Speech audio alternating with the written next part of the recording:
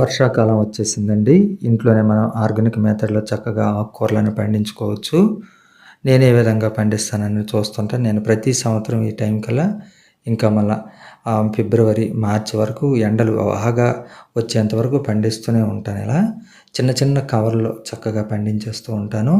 నేను ఒకసారి తీసుకున్నానంటే పప్పులో గానీ, ఇందులో గానీ వేసుకోవడానికి వీలుగా ఉంటుంది.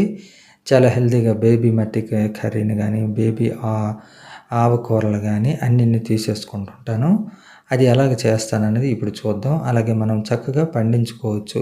ఈ వీడియోనైతే పూర్తిగా చూడండి. నేను మీ Jogi bro. Welcome to my gardening channel. First time చూస్తున్న వాళ్ళు మన ఛానల్ సబ్స్క్రైబ్ చేసుకోండి. అయితే ఇప్పుడు మనము ఇంట్లోనే పండించుకునేటప్పుడు మనకు ముఖ్యంగా గింజలు మనం ఇంటి గురించి తెచ్చుకున్నాం కదా, ఇవి ఆవాలు వంటకు తెచ్చుకున్న వాటిని మనం వాడుకోవచ్చు. అలాగే మెంతి గింజలు కూడాను వంటకు తెచ్చుకున్నవి మనం వేసుకోవచ్చు.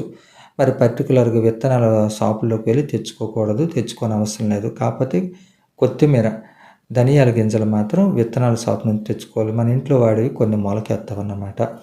ఈ విధంగా తెచ్చుకొని వేసేసుకుంటాం.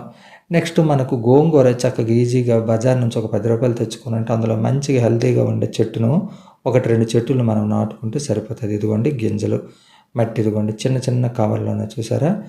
గింజలు మనకు ఎన్ని కావాలంటే అన్ని వేసుకోవచ్చు. మీకు ప్లేస్ ఉంటే ఎక్కువ కూర కావాలంటే ఎక్కువ కూర వేసుకోవచ్చు. నేను కొంచెం వేసుకున్నాను. మనకు ఒక 10 డేస్ అయిపోయినాక 15 డేస్ అయిపోయినాక చక్కగా వచ్చేసి ఇదిగోండి ఒక పలుచని లేయర్ లాగా మళ్ళీ దానిపైన మనము మట్టిని వేసుకోవాల్సి ఉంటుంది. దీంట్లో నేను మెంతులు వేసుకుంటున్నాను. దాంట్లో ఆవాలు వేసాను కదా, ఇందులో మెంతులు వేసుకుంటున్నాను. మనము దీని మీద కూడా లేయర్లా వేసేసుకోవాలి. మనకు గోంగూర చక్కగా ఒక చెట్టు బలంగా ఉండేది తెచ్చి నాటుకున్నామంటే చక్కగా అదే వేళ్ళు పాతుకొని తర్వాత మనకి ఎన్ని మొక్కలు కావాలంటే అన్ని మొక్కలు విత్తనాలు కూడా రెడీ అయిపోతుంది.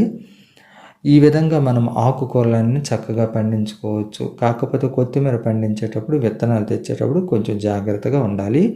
వర్షం పడేటప్పుడు కూడాను వీటికి కొంచెం సపోర్ట్గా ఇవ్వాలి. పెద్ద వర్షం పడేటప్పుడు చిన్న చిన్న ఇవి వస్తాయి కదా, మొలకలు వస్తాయి కదా, అవి డ్యామేజ్ అయిపోతాయి, పోతాయి అన్నమాట.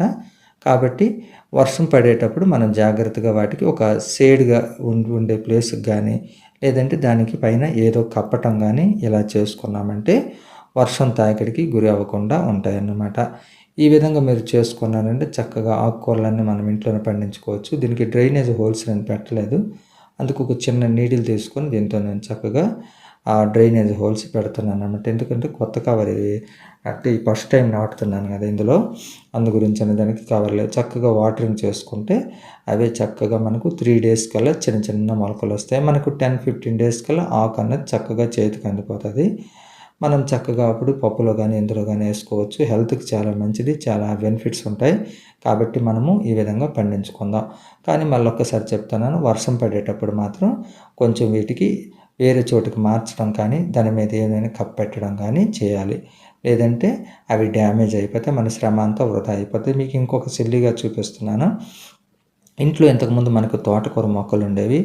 నేను ఆ మొక్కను విత్తనాలన్నీ పడిపోయే మట్టిలో ఏమో చామంతి మొక్కలన్నీ నాటాను కదా, ప్రతి మొక్కలో కూడాను చక్కగా తోటకూర చెట్లన్నీ వచ్చేసినాయి.